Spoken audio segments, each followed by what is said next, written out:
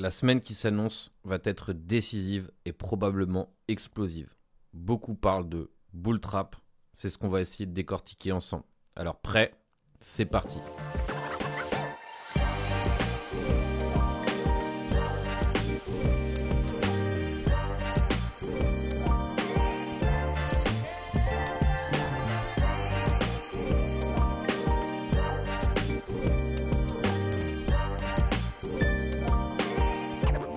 Bonjour à tous l'équipe, bienvenue sur la chaîne Captain Trading. Comme chaque semaine, on va décortiquer les marchés. L'objectif est toujours le même, essayer de comprendre un petit peu et d'anticiper qu'est-ce qui peut se passer pour évidemment profiter de la suite des événements. Alors au programme, on a un calendrier économique qui est ultra chargé cette semaine avec le fameux FOMC. Donc c'est une réunion qui a lieu une fois par mois et qui est décisive au niveau des taux d'intérêt. On aura ensuite un Bitcoin qui commence à arriver en surcharge au niveau du Shop Index, ce qui signifie qu'on est proche d'une explosion imminente. On a aussi l'Ethereum qui arrive aussi en surchauffe sur le Shop Index. On a vécu une énorme semaine de cascade de liquidation, donc j'espère que vous êtes tous en vie et que vous avez survécu cet événement qui a sorti plus d'une personne des marchés. C'est énorme. C'est malheureusement un événement qui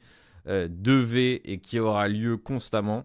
Bien qu'on soit en bull run ou pas en bull run, ça faisait un mois qu'on haussait constamment. Il fallait que ça arrive. C'est un petit peu tout ce qu'on va essayer de voir, comprendre un petit peu où peut où peut aller chercher la liquidité la semaine prochaine. Donc, quels sont les coins qui pourraient être intéressants. Et comme d'habitude, pour ceux qui restent jusqu'à la fin, eh bien, on a le fameux plan de trading qui est proposé. Alors, semaine explosive au niveau des marchés financiers. Pourquoi ? Parce que tout d'abord, on va commencer avec un calendrier économique qui est relativement chargé. Ce calendrier économique, on va dire qu'il est surtout important et surtout beaucoup plus volatile pour les marchés traditionnels. Mais bon, n'oubliez pas que parfois la volatilité des marchés tradis se reflète aussi sur les marchés crypto. Donc on a les PMI, mais le plus important, ou ceux qui peut être le plus décisif, avec une réaction haussière ou baissière, c'est évidemment ce qui va se dire au FOMC et l'ajustement des taux. Donc personnellement, je ne vais pas vous dire faire des conclusions macroéconomiques sur ce qui peut se passer. Moi, ce qui m'intéresse réellement, c'est ce qui va se passer sur les graphiques. Une fois la nouvelle absorbée, je vous le dis souvent, le plus important, ce n'est pas la première réaction dans les premières minutes, mais c'est bien le développement de la price action un jour après. D'abord le jour d'avant aussi, c'est aussi intéressant de savoir comment réagissent les marchés avant. Et c'est l'ensemble de ça qui va nous permettre ensuite de comprendre qu'est-ce qui va se passer.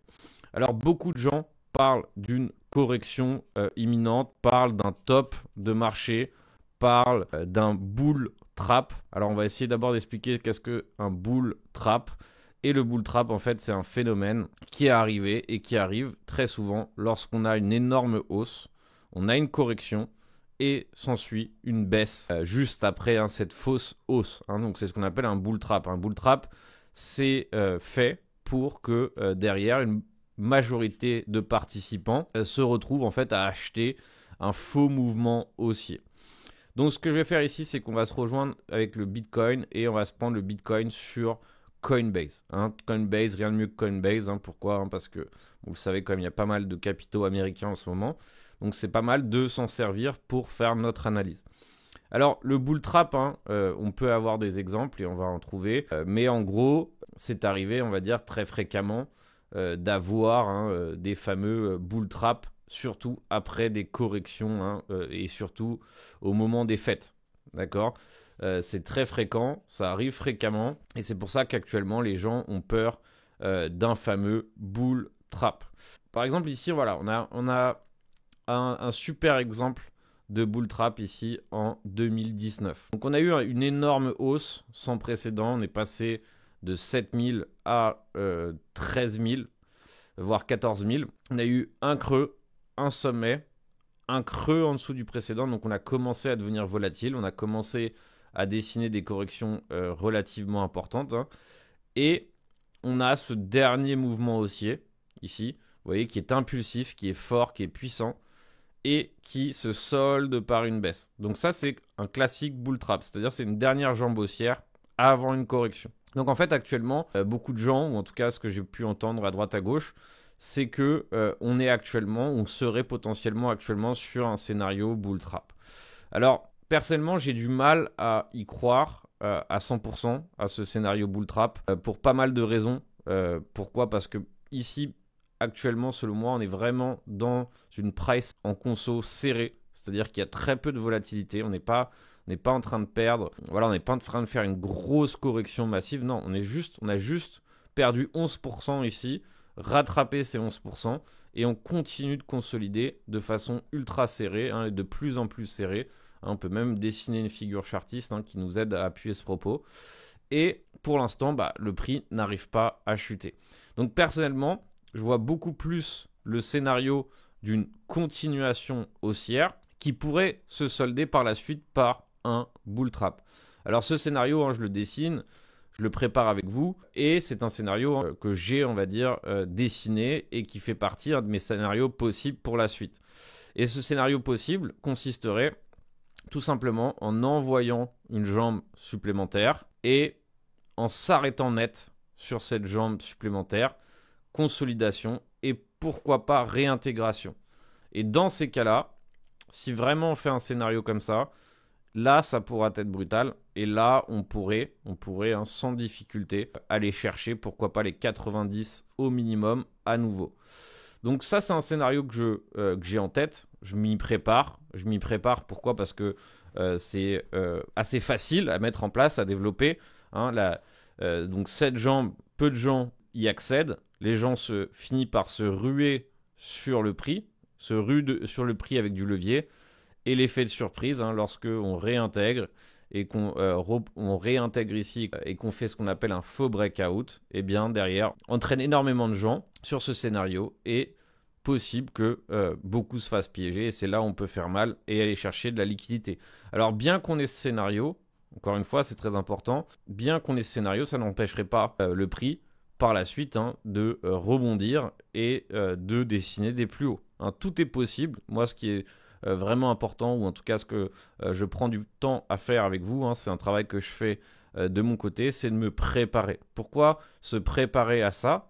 Pour éviter évidemment de tomber dans le piège, si on est rentré ici, de rester figé si on revient tester cette zone. Pourquoi ? Parce que dans ces cas-là, ça pourrait être brutal. Après, on pourrait très bien continuer à hausser sans accroc et tant mieux. Ça serait évidemment pour moi le plus appréciable. Mais je me prépare aux scénarios qui font mal. Donc on a cette consolidation qui se resserre. Le shop est chargé à fond. Donc on a le FOMC. Tout ça, ça peut nous faire un combo du coup explosif pour démarrer ici d'utiliser ce shop. Et je vous rappelle, quand le shop est chargé à fond, j'ai une vidéo complète sur le shop sur ma chaîne. Vous mettez Shopiness Index et vous allez trouver la vidéo. Vous voyez qu'ici par exemple on avait un shop chargé à fond. Et on a eu d'énormes hausses. Généralement, un shop chargé nous conduit à une hausse, ou pas une hausse, mais à un mouvement important. Donc, comme on est dans un marché haussier, toutes les unités de temps sont haussières, et bien forcément, il y a plus de probas que ce shop se déclare à la hausse, en déchargeant un mouvement haussier. Mais encore une fois, il n'y a aucune certitude quant au sens du mouvement. Ça pourrait très bien être un mouvement baissier. Donc, faire très attention à ce qui va se passer ici. Est-ce qu'on va avoir une toute petite hausse et une réintégration ? C'est aussi possible. On va voir. Tout est possible. Mais le plus important, en fait, c'est d'être préparé, d'anticiper et tout simplement d'éviter de faire n'importe quoi. Alors, ici, on voit que cette résistance des 102 000 commence à être travaillée très violemment, de nombreuses fois travaillée. Et à chaque fois, vous voyez qu'on réagit dessus. Mais on a l'impression, en tout cas, si on regarde la price action actuellement, qu'on réagit de moins en moins fort. Donc pour l'instant, pas forcément facile à traiter, pas forcément facile de se placer sur ce mouvement. Pourquoi ? Parce que si on a pris par exemple la correction des 95, ça nous fait un beau point d'entrée, bien agréable pour pouvoir avoir de la place pour laisser le prix dessiner quelque chose. Là, en rentrant tout de suite, finalement, c'est assez délicat parce qu'on a très peu d'avantages et donc on a la possibilité que le prix se retourne contre nous très facilement. C'est pour ça que c'est pas forcément ultra simple de se placer sur ce type de mouvement, mais surtout si on est en trade avec des futurs, ce qu'on fait en tout cas chez nous. Donc c'est pour ça que actuellement, si on n'est pas placé sur le Bitcoin, objectif, observer la suite. Moi personnellement, mon biais est plutôt haussier. On verra si ça se met en place ou pas. Il y a beaucoup de signaux de top aussi, il faut le savoir. Il y a beaucoup de choses qui pourraient nous laisser penser qu'on est sur un top local. Encore une fois, un top local ne veut pas dire que c'est la fin. Mais après un énorme nettoyage comme on a eu, les fundings qui sont reneutralisés, l'open interest qui a baissé, tout ça peut me laisser penser qu'on est beaucoup plus peut-être en faveur d'une hausse qu'en faveur d'une baisse, mais la semaine prochaine nous le dira. Je tiens à vous rappeler qu'on a une session webinaire débutant, réussir son premier trade en 2025. Donc c'est parfait si vous souhaitez vous mettre à niveau, comprendre, analyser les graphiques comme on le fait, mais surtout repérer des opportunités de vous-même sur ces graphiques. Donc ça va vous permettre d'avoir, on va dire, le vrai savoir-faire pour utiliser notre méthode. Et ça va vous permettre d'être beaucoup plus indépendant et évidemment de vous préparer à cette année 2025 qui risque d'être extrêmement volatile. Nous, ça fait quand même plusieurs mois qu'on se régale, mais si on s'est régalé, c'est parce qu'on savait comment se régaler. On savait comment anticiper les rotations, on connaissait les éléments techniques qui nous permettent d'entrer, et tout ça, ça fait qu'on a de l'avance forcément. Donc, tardez pas trop, évidemment, à choper des skills, à devenir meilleur. Pourquoi ? Parce que le marché est plus difficile qu'il ne l'était et ça demande d'être beaucoup plus précis. Et donc forcément, sans connaissance, ça me paraît très difficile de pouvoir réussir. Donc petite session, réussir son premier trade de A à Z en 2025. Donc c'est les tarifs Early Bird. En achetant aujourd'hui, vous achetez le tarif le moins cher. Dès qu'on a rempli un certain nombre de places, on passe au tarif normal. Donc, c'est un tarif ultra accessible. Donc, n'hésitez pas, le lien est dans la description. Maintenant, on va passer à Ethereum. D'accord ? Ethereum qui est relativement intéressant. Ethereum qui a été fort. Ethereum qui a été l'objet d'un achat sur le projet DeFi de Donald Trump. Ça s'est ressenti sur le prix. Alors que fait-il maintenant ? Est-ce qu'il est sur un bear trap ? Est-ce qu'il est sur un bull trap ? C'est ce qu'on va voir maintenant. D'accord ? C'est pas évident. Il est aussi dans une situation, on va dire, un petit peu périlleuse. On va dire que tout est possible. Vraiment, là, on est dans l'ambiguïté. Faut pas se mentir. Forcément, c'est normal d'avoir un biais, d'avoir des convictions dans un sens ou dans l'autre. Mais on est dans des configurations qui sont quand même ambiguës et qui laissent place au doute. Encore une fois, sur YouTube, je vous en ai parlé, mais c'est bien de douter. Si tout le monde est d'accord, si tout le monde a envie d'acheter, c'est généralement pas une bonne idée. C'est-à-dire que c'est trop facile. Si c'est trop facile, ça ne marche pas. Donc là, actuellement, après un petit sondage que j'ai fait sur Twitter, peu de gens ont acheté la correction et peu de gens ont envie de se placer. Beaucoup attendent. Donc forcément, si on a beaucoup de gens qui ne veulent pas acheter la correction et beaucoup de gens qui attendent, ça fait que finalement, peut-être que la douleur provient du fait qu'on puisse continuer à hausser. Pourquoi ? Parce que les gens n'auront pas acheté. Donc c'est une hypothèse. Malheureusement, encore une fois, je suis pas devin, je sais absolument pas ce qui va se passer. Moi, je vois des choses, je les dessine sous forme de probabilité et derrière, je mets un risque, on va dire, sur une idée. C'est-à-dire que j'établis combien je souhaite perdre si mon idée ne fonctionne pas et combien je souhaite gagner si l'idée fonctionne. C'est ça le trading, c'est rien d'autre. C'est-à-dire qu'à chaque fois, on établit des scénarios, on établit des thèses et on essaye de les voir se faire valider. Donc il n'y a pas de chance, c'est pas de la chance, c'est pas du hasard, non. C'est des statistiques et des probas. Actuellement, personnellement, encore une fois, c'est mon avis, après une telle cascade de liquidation, on a perdu 30, 40%, 50% d'open interest sur beaucoup de coins. On a un open interest qui est pour la majorité des coins complètement régulé, il est retombé à 0,01%. Alors qu'on avoisinait les 0,07, 0,08, 0,09. Donc beaucoup d'éléments qui font qu'on a assaini le marché, on a dégagé une partie d'intervenants. Et donc forcément, ça me laisse penser que le plus logique ou le plus en accord avec ce qui se passe, ça serait de hausser. Le sondage me le fait penser. L'open interest, comme je vous l'ai dit, me le fait penser.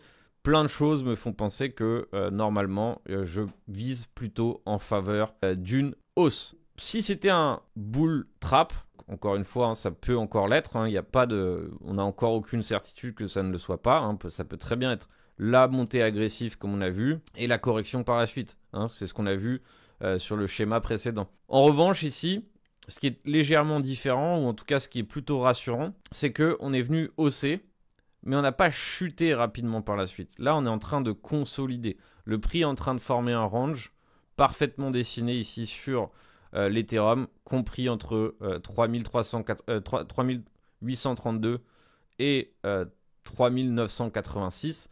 Alors, on a une belle poche de liquidité qui est en train de se créer ici à 3822. Donc, toute cette zone pourrait être une zone de liquidation de stop loss. On a un support ici qui s'est formé ici à 3766. Donc, on pourrait tout à fait revenir sur cette zone de prix. Moi, ce que j'aime bien faire, c'est prendre Fibonacci, tirer du bas vers le haut du mouvement. Actuellement, on est sur les 38,2.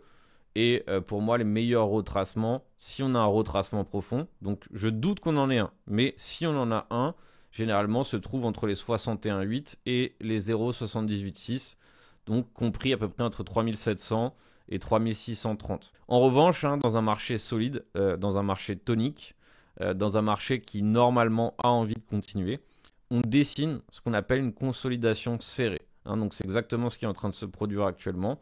On est sur les 0,236. Donc moi ici j'ai mis les quarts de range, la moitié, les trois quarts. Moi j'aime bien aussi décortiquer la price action comme ça en quarts. C'est presque pareil que les 23,6. Et on consolide de façon serrée là-dessus. Ce qui pourrait nous laisser penser encore plus, encore des nouvelles hypothèses en faveur d'une continuation. Donc ça va être très intéressant ce qui va se passer. Vous voyez que le shop est chargé en H4. Donc un shop chargé en H4, ça peut se déclarer demain, aujourd'hui, mais bientôt. Et on a ça avec un combo chargé en daily. Donc pour moi, ce graphique en daily, il est aussi intéressant. Donc c'est une tasse avec une anse. Bref, énorme résistance à 4100. Si cette résistance est franchie, là, on commence à avoir des choses intéressantes. Et ça pourrait s'envenimer assez rapidement sur Ethereum. Donc personnellement, il reste dans ma ligne de mire. Je pense que c'est un trade qui est sous-coté. Pourquoi ? Parce que certes, on a un potentiel baissier qui peut se mettre en place, mais le potentiel haussier est beaucoup plus important en cas de cassure des 4100. Pourquoi ? Parce que ça peut s'envenimer vite. Et donc forcément, si on a une vraie cassure des 4100, eh bien dans ces cas-là, ça pourrait graduellement venir chercher les 4400, 4500, etc. Donc personnellement, c'est le coin que je surveille cette semaine. Beaucoup plus facile de se placer que Bitcoin. Par exemple, Bitcoin, comme je vous l'ai dit, c'est un peu compromis. On est très proche de la résistance. Si on n'a pas acheté le bas, c'est un petit peu compliqué. Alors que pour notre ami Ethereum, c'est beaucoup plus propre et simple de se placer. Donc n'oubliez pas que des plans de trading, des idées de trading, jouer les rotations, comment passer d'un coin à l'autre, c'est ce qui est le plus rentable en crypto, c'est-à-dire de savoir exactement quand un coin hausse, lequel il faut acheter, etc. Ça, c'est des choses qu'on fait dans le Discord. Donc je vous rappelle que vous pouvez toujours nous rejoindre dans le Discord. On a pris des trades légendaires ce mois-ci. Je peux en citer quelques-uns, le Ethereum, le Pol, le Pendle, le OP, enfin bref, on a pris énormément de coins ultra rentables, des trades qui étaient parfaits, le LTC aussi. Donc n'hésitez pas à rejoindre des pros lorsqu'il s'agit de trader les marchés crypto. Pourquoi ? Parce que ça va vous aider à avancer beaucoup plus vite et vous aurez des gens qui vous mettent dans la bonne direction, plus le pouvoir de la communauté qui vous tire vers le haut. Et ça, je pense que c'est indispensable dans des conditions de marché actuelles. Alors, maintenant, on va s'intéresser toujours pareil à notre fameux Solana qui nous laisse dans le doute, dans la certitude. Alors personnellement, je me suis fait éjecter de ma position sur les futurs. Il est venu chercher pile poil mon stop loss et avant de remonter instantanément. Donc c'est normal, c'est le jeu. Je perds aussi, croyez pas que je suis parfait, je perds aussi. Comme tout le monde. Alors, est-ce que ma thèse, mon idée, ce que je pense de Solana a changé ? Absolument pas. Moi, j'ai profité de ce petit dump pour recharger mon spot. Parce que parfois, on peut mêler le jeu entre spot et futurs. Donc moi, quand je trade les futurs, je tente d'avoir un bel avantage sur le marché, une invalidation qui me permet de savoir à quel moment je veux sortir et un potentiel intéressant. Quand je suis en spot, c'est parce que j'ai des convictions et que derrière, j'ai moins peur face à la volatilité parce que ça ne veut pas dire que parce que j'ai des back spots, je vais les garder si on va à 100 $. Non, mais je suis beaucoup plus tranquille. Au moins, je laisserai la price action se dessiner plusieurs jours pour prendre une décision. Je ne la ferai pas dans le rush. Alors que quand on est dans les futurs, on est obligé d'avoir un stop loss, on est obligé d'avoir quelque chose qui va bloquer notre perte et donc éviter de perdre beaucoup plus que prévu. Donc là, je me suis fait éjecter. C'est pas un drame. Maintenant, je réfléchis, je regarde pour la suite quand est-ce que je veux reprendre des positions futures dessus. Alors, il nous fait un graphique un petit peu ambigu qui n'est pas ultra sexy à proprement parler, d'accord, mais personnellement, je ne m'inquiète pas plus que ça. Je ne m'inquiète pas plus que ça parce qu'actuellement, on est sur un weekly retest de cette ancienne zone de résistance, hein, donc résistance, et actuellement, on est revenu retester cette ligne de coup. Donc pour l'instant, c'est sain, c'est pas gravissime. Forcément, l'idéal, hein, c'est que ça commence à performer à partir de cette zone. Pourquoi ? Parce que si vraiment on commence à dégouliner au-delà des 200, là, ça sentira mauvais. Et là, vous pouvez commencer à faire gaffe, je vous préviens. On peut très bien retester les 200, c'est pas gravissime, ça arrive hein, dans certains cas. On revient faire la prise de liquidité et on réintègre. Et dans ces cas-là, c'est bullish. Le cas de figure baissier, c'est lorsque on arrive ici et que on ne réintègre pas à nouveau. Hein, on reste en dessous de cette zone. Donc pour l'instant, grosse consolidation, shop chargé en daily. On va avoir du mouvement cette semaine. Hein. Préparez-vous à ça. Donc préparez-vous au scénario inconfortable aussi. Préparez-vous à ce que vous aimeriez pas voir pour ne pas tomber des nues. Mais en tout cas, ça va bouger cette semaine, c'est quasi garanti. Le shop H4 commence à être chargé à bloc aussi. Moi, ce qui m'intéresse, que je préférerais voir ici sur Solana, c'est finalement le maintien de ce support. C'est-à-dire qu'on n'aille pas trop au-delà des 2,16. On fasse une belle réaction ici sur les 2,16. Hop, et on remonte. Et on redessine ici un petit W. Ça, c'est vraiment mon scénario favori. Et c'est celui qui me permettrait, on va dire, d'être à peu près serein sur un achat.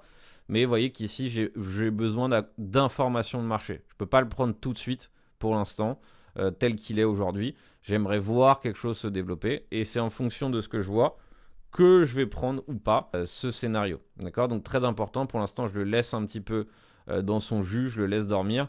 Et si il m'offre quelque chose de semblable, là, ça m'intéressera. Et forcément, hein, le coup le plus facile, s'il se met à vraiment performer, et c'est pas forcément donné qu'il performe en même temps qu'Ethereum, ça sera probablement soit l'un soit l'autre s'il y a des performances.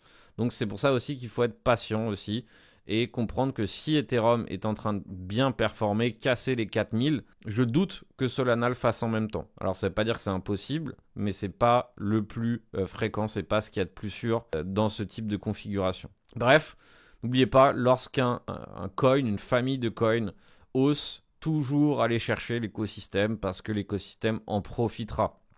La meilleure corrélation entre Solana, c'est par exemple le RAI, mais il y en a beaucoup d'autres. Il y a le GMT, par exemple, qui peut aussi parfaitement fonctionner en corrélation.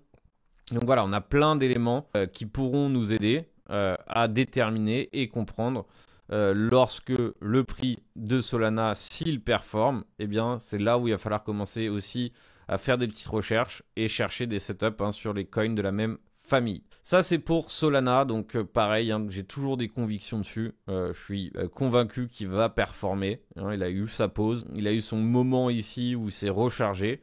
Mais l'ATH et une cassure de cet ATH me semble, selon moi, tout à fait possible encore dans les prochains jours, semaines. Alors, le plan de la semaine. Alors, comment on va faire pour prendre un plan dans ce chaos cette semaine, hein, forcément, c'est pas le plus facile en ce moment de prendre des beaux plans swing, hein, des plans qui ont du sens, qui sont viables. Mais on va essayer de le faire hein, parce que c'est le challenge. Jusqu'à présent, hein, donc vous le savez, il y a beaucoup plus de gains que de pertes. Donc, on va essayer hein, de continuer, on va dire, dans cette dans cette optique de poser des plans pédagogiques. Donc ici, par exemple, c'est un plan pédagogique que j'ai posé dans le VIP. Si vous souhaitez rejoindre le VIP, on a le Discord Pro qui est entièrement gratuit. Vous pouvez intégrer le Discord Pro et vous verrez tous les détails pour intégrer le VIP. Personnellement, je m'intéresse encore à FTM. Je vais reprendre une cartouche sur FTM. Alors, on va analyser la price d'une certaine façon pour qu'on puisse comprendre. FTM, super intéressant. C'est ce qu'on appelle un range. Beaucoup de fois, la majorité, donc vous, nous, on ne comprend pas pourquoi on passe d'un stade de marché où on gagne beaucoup d'argent à un stade où on ne gagne plus rien. Alors, moi, personnellement, je ne fais plus trop cette erreur. Mais en gros, le marché passe toujours d'un statut de tendance à un statut de consolidation. Et là, actuellement, sur FTM, c'est une consolidation. Donc, si on vise à chaque fois 2 dollars ou une expansion dans cette consolidation, surtout quand la consolidation vient de démarrer, eh bien, au final, qu'est-ce qui se passe ? On se fait sortir à chaque fois et notre trade ne fonctionne pas. Notre trade ne prend pas et on ne gagne rien. C'est parce que actuellement, on est en range. Alors, ce range, comme beaucoup de coins ici, commence à arriver à maturation. C'est-à-dire que le shop est chargé. Si le shop est chargé, ça veut dire qu'on va probablement avoir un mouvement explosif bientôt. Alors, encore une fois, le mouvement explosif n'est jamais garanti de sens. Ici, ça ne nous dit pas « ouais, ça va hausser ». Non, ici, ça nous dit « il va y avoir un gros mouvement ». Techniquement parlant, sachant qu'on est dans un bull run, les tendances sont haussières, il y a plus de chances que ça casse à la hausse, mais aucune garantie. Actuellement, on est dans une belle consolidation, un beau range, ça c'est le range à proprement parler, et on a la médiane ici qui est parfaitement définie à 1,18. Alors moi j'aime bien les 1,18, pourquoi ? Parce que ça représente le bas d'hier, donc ça fait une petite poche de liquidité qui réside sur cette zone et l'invalidation en dessous de ce range. Alors moi personnellement, ce que je ferais, c'est que je tenterais un achat proche ici des 1,16 avec pour objectif numéro 1 d'aller chercher les 1,37. Si vous cherchez plus loin que les 1,37, eh bien, sachez que vous cherchez une zone qui est encore ambitieuse. Ambitieuse parce qu'on est encore en range. Alors, si vous souhaitez un trade qui est rapide, où vous allez pouvoir rentrer-sortir, eh bien, vous devez viser des bornes qui soient à l'intérieur du range.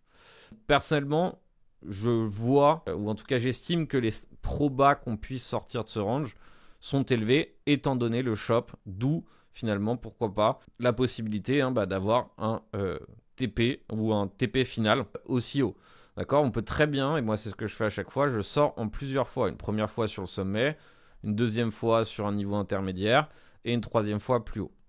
Donc voilà à peu près l'idée. Pour moi, le plan, il réside à peu près là, à savoir acheter le mid-range. C'est pas la meilleure zone. Sachez que la meilleure zone, et peut-être qu'on l'aura, si on l'aura, c'est pareil, pour moi c'est un plan.